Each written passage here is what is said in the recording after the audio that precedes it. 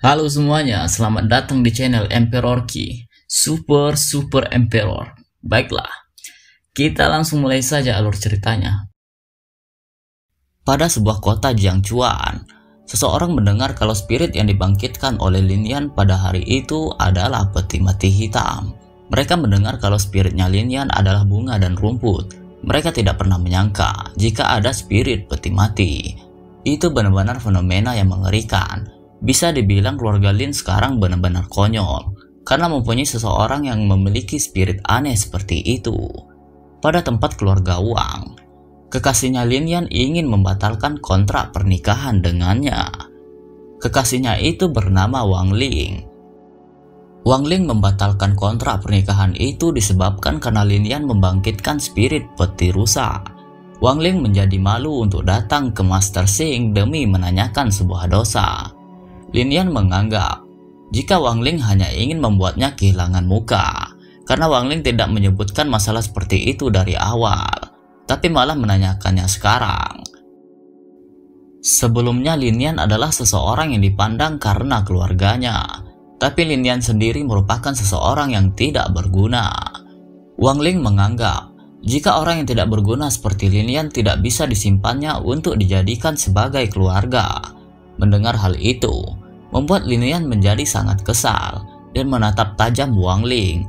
Tidak terima ditatap seperti itu, Wang Ling berbalik juga menatap Lin Yan dengan tajam. Lalu dia menyerangnya menggunakan Ice Snow Soul.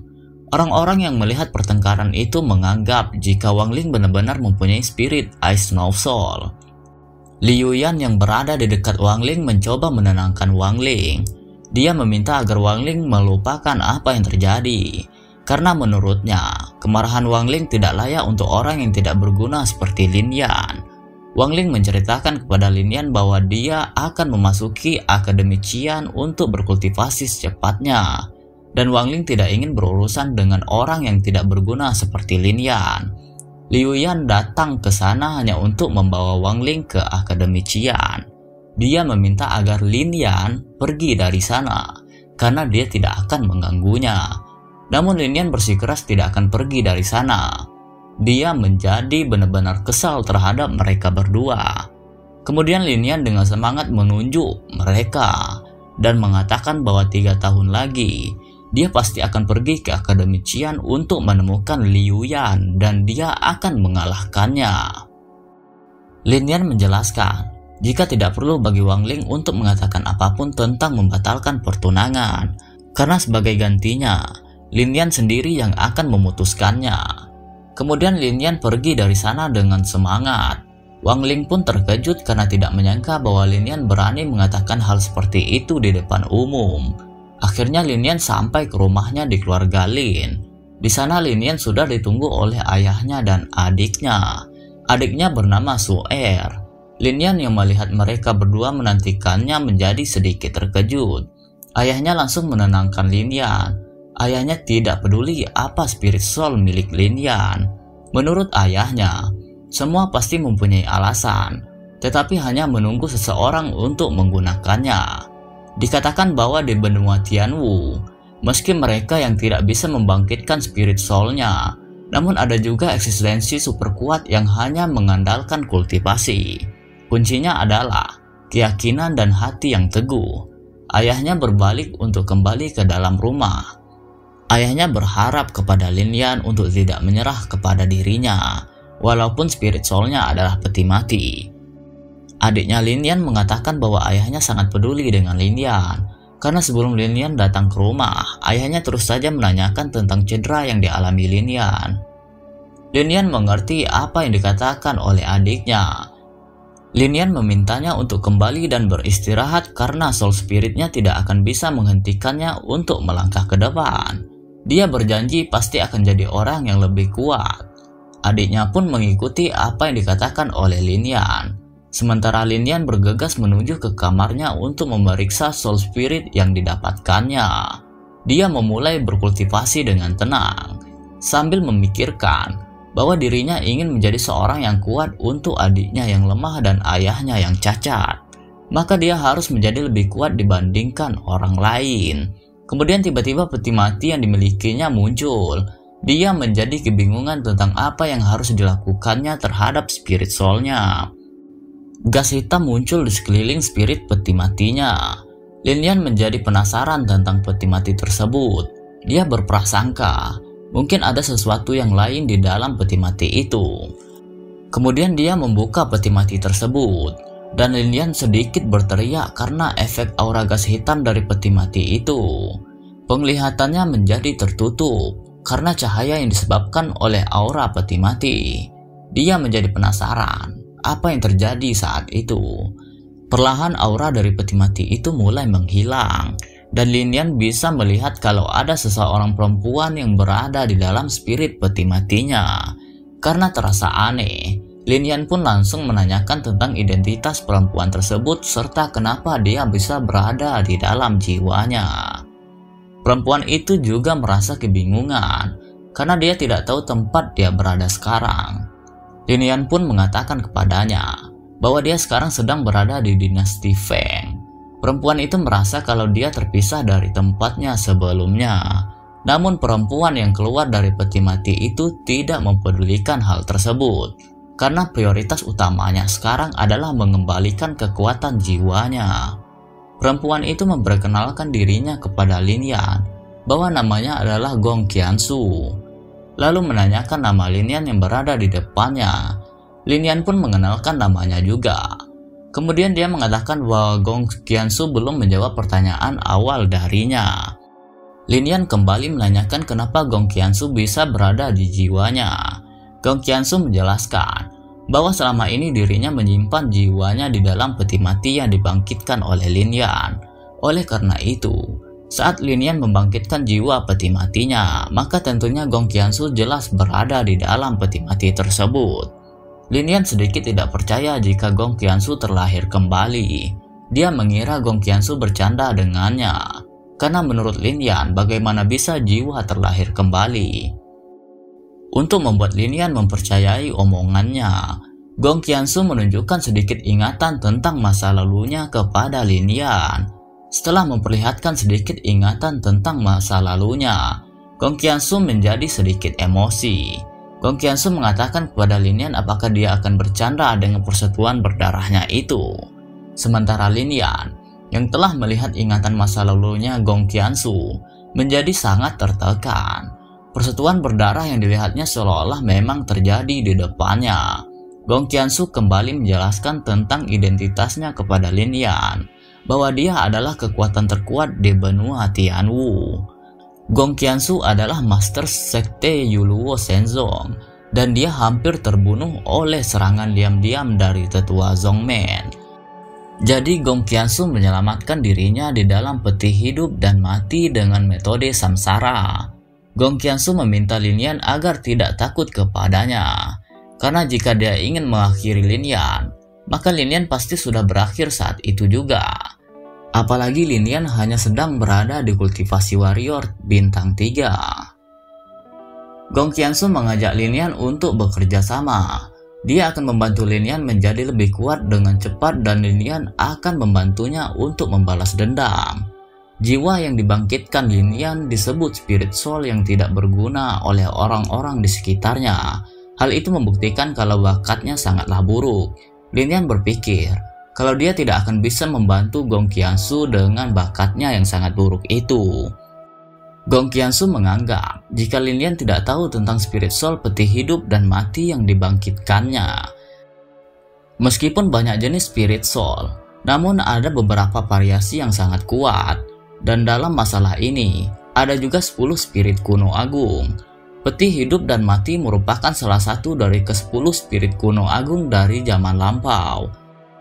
Lin Yan menjadi terkejut mendengar kalau peti hidup dan mati yang dibangkitkannya itu masuk ke dalam kategori 10 terbaik spirit soul kuno. Begitu orang yang mempunyai jiwa 10 spirit kuno tumbuh, maka orang itu akan mempunyai kekuatan seperti bumi dan langit. Bahkan hanya dengan pikiran, seseorang bisa menghancurkan sebuah dinasti. Dan peti hidup dan mati yang dibangkitkan oleh Lin Yan adalah spirit soul yang terkuat. Legenda tentang peti hidup dan mati bisa disimpulkan dalam 6 kata, yaitu untuk hidup dan satunya untuk kematian. Lin Yan menjadi kaget karena menurutnya, spirit soul yang dimilikinya merupakan soul yang hebat. Lin Yan menanyakan berapa besar Gong Qiansu bisa meningkatkan kultivasinya jika membutuhkan waktu setengah tahun. Gong Qiansu merasa, setidaknya Lin Yan bisa meraih tahap kultivasi warrior 9 bintang dalam jangka waktu setengah tahun. Setelah mendengar hal itu, Lin Yan merasa jika akan bagus bagi dirinya jika mencapai 6 bintang dalam setengah tahun. Namun Gong Qiansu bisa meningkatkan 1 bintang untuknya setiap bulan. Dia benar-benar tidak habis pikir tentang itu. Dengan semangat, Lin Yan menanyakan apa yang harus dilakukannya sekarang. Gong Qiansu meminta Lin Yan untuk duduk dengan tenang dan membiarkan Gong Qiansu membantu Lin Yan berkultivasi. Lin Yan pun menjadi sedikit bertanya-tanya, bagaimana mungkin spirit soul bisa membantunya berlatih. Kemudian Gong Qiansu masuk kembali ke dalam peti hidup dan mati tersebut. Peti mati itu mengeluarkan percikan cahaya yang seperti kilat di sekelilingnya. Sinaran cahaya yang keluar dari peti mati itu mengarah kepada Lin Yan yang sedang duduk. Lin Yan sangat tenang dan fokus dalam berkultivasi. Bahkan aura Qi berkumpul di sekitar tubuhnya. Setelah berkultivasi, Lin Yan merasa kalau sekarang kekuatannya sudah sangat meningkat. Dia menganggap dengan bantuan peti mati itu, kurang dari setengah tahun maka kultivasinya bisa mencapai tahap warrior 9 bintang. Gong Qiansu seketika mematahkan anggapan Lin Yan dengan mengatakan bahwa dia bisa bermimpi untuk mencapai hal tersebut dengan cepat. Lin Yan menjadi tersipu malu. Dia hanya merasa kalau kecepatannya menyerap aura langit dan bumi naik 10 kali lipat. Gong Qiansu meminta Lin Yan berpikir, dengan tubuh lemah yang dimiliki Lin Yan, berapa lama kira-kira tubuhnya bisa bertahan? Menurut Gong Qiansu, Lin Yan masih harus mempersiapkan bahan obat secepat mungkin. Dia akan membantu Lin Yan membuat obat untuk meningkatkan kekuatan fisiknya. Lin Yan pun bertanya, mungkinkah Gong Qiansu adalah seorang alkemis? Gong Qiansu pun membenarkan jika dirinya memang seorang alkemis. Lin Yan berpikir kalau master alkemis adalah karakter langka di dunia ini. Hanya ada 1 orang alkemis di kota Jiangchuan, dan sekarang Lin Yan merasa dia mempunyai master alkemis di sisinya. Gong Qiansu menjelaskan bahwa ada 3 herbal medis yang dibutuhkan oleh Lin Yan pada saat ini, yaitu bunga matahari sebanyak 30 tangkai, Flying Dragon Grass sebanyak 50 tangkai, dan Lark Leaf 80 biji. Lin Yan menjadi sedikit pusing, karena 3 material yang disebutkan oleh Gong Qiansu bernilai setidaknya 5.000 spirit stone. Bahkan uang sakunya hanya 10 spirit stone dalam sebulan. Lin Yan merasa, bagaimana bisa dia membeli bahan medis yang disebutkan tadi. Secara tiba-tiba, Gong Qiansu merasakan kalau ada seseorang yang akan datang ke tempat mereka. Dia langsung bergegas untuk masuk kembali ke dalam peti mati. Gong Qiansu meminta Lin Yan jangan cemas, karena Lin Yan masih bisa berkomunikasi dengannya melalui pikiran. Lalu Gong Qiansu pun menutup pintu peti matinya. Seketika, pintu kamarnya Lin Yan pun terbuka. Orang yang masuk ke sana adalah adiknya Lin Yan. Su-er ke sana karena ayahnya memintanya untuk memberikan sesuatu kepada Lin Yan. Lin Yan sedikit terkejut akan benda yang dibawa oleh adiknya. Benda yang dibawanya adalah Ningqi. Ayahnya memberi Lin Yan sesuatu yang sangat bernilai seperti itu. Sebelumnya, Su-er sudah bilang kepada Lin Yan kalau ayahnya sangat peduli dengannya.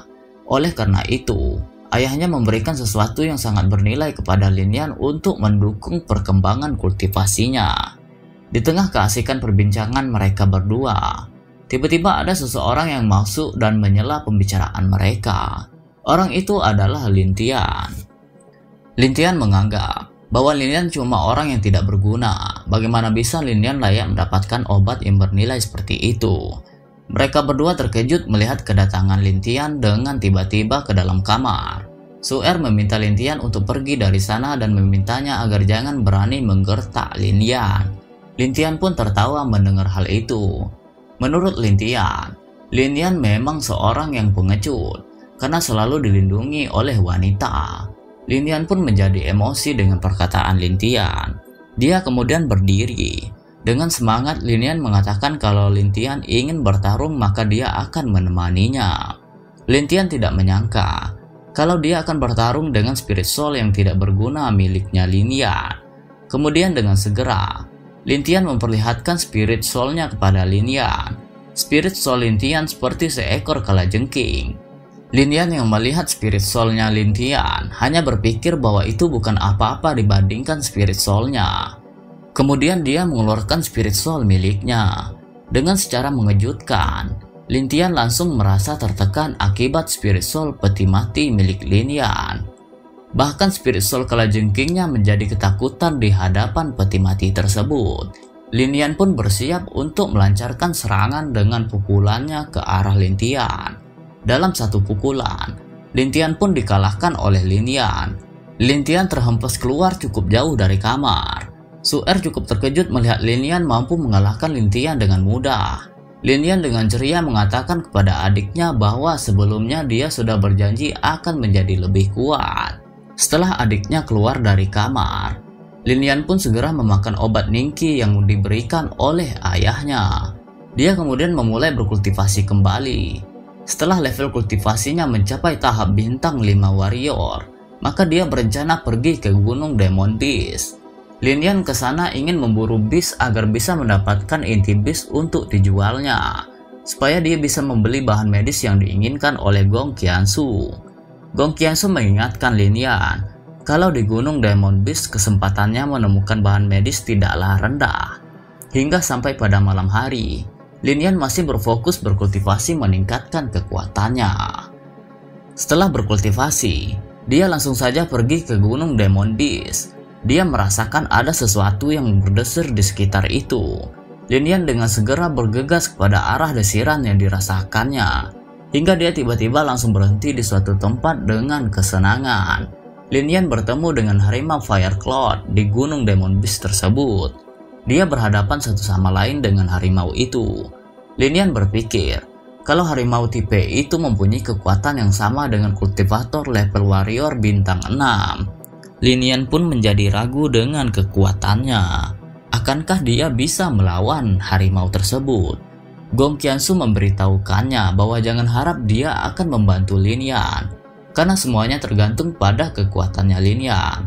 Lin Yan pun paham akan hal itu sambil sedikit merasa ragu. Secara tiba-tiba harimau Cloudfire melompat untuk menerkam Lin Yan.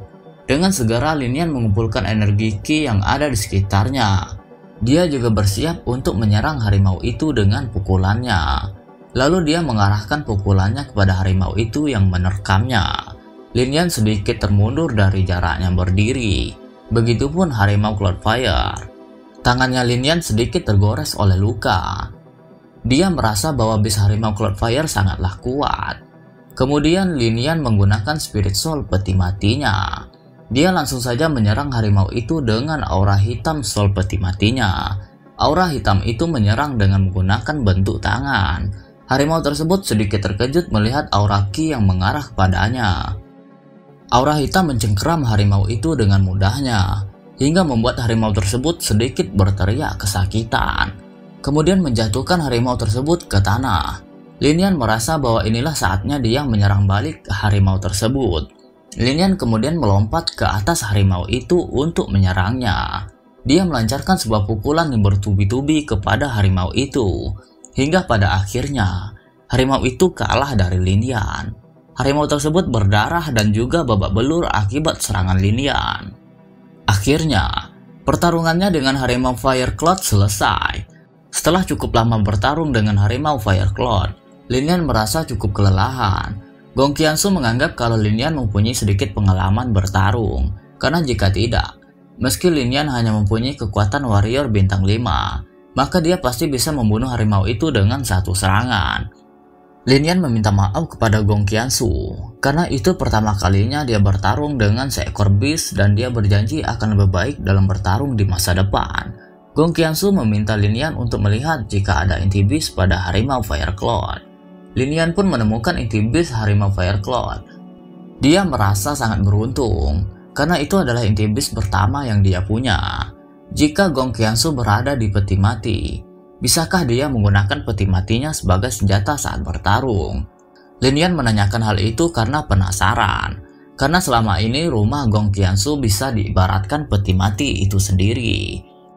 Gong Qiansu menjelaskan bahwa dirinya bisa menjadi satu dengan peti mati tersebut. Jadi hal itu tak akan berpengaruh kepadanya. Juga dia tak akan pernah ditemukan oleh yang lainnya. Lin Yan merasa lega setelah mendapatkan penjelasan mengenai hal itu. Karena itu bagus bagi Lin Yan. Kemudian dia melanjutkan penelusurannya di wilayah Gunung Demon Beast. Beberapa hari kemudian, Lin Yan bertarung dengan kawanan serigala. Dia melancarkan serangannya dengan cukup kuat ke arah serigala tersebut. Tidak hanya sampai di situ, setelah mengalahkan satu serigala, dia juga menyerang serigala lainnya secara bertubi-tubi untuk dikalahkan. Namun serigala tersebut tidak mempunyai inti beast. Dia pun menjadi pesimis. Entah berapa lama waktu yang dibutuhkannya untuk mengumpulkan inti beast agar bisa membeli bahan medis. Jangan lupa like, komen, dan subscribe ya. Bye-bye.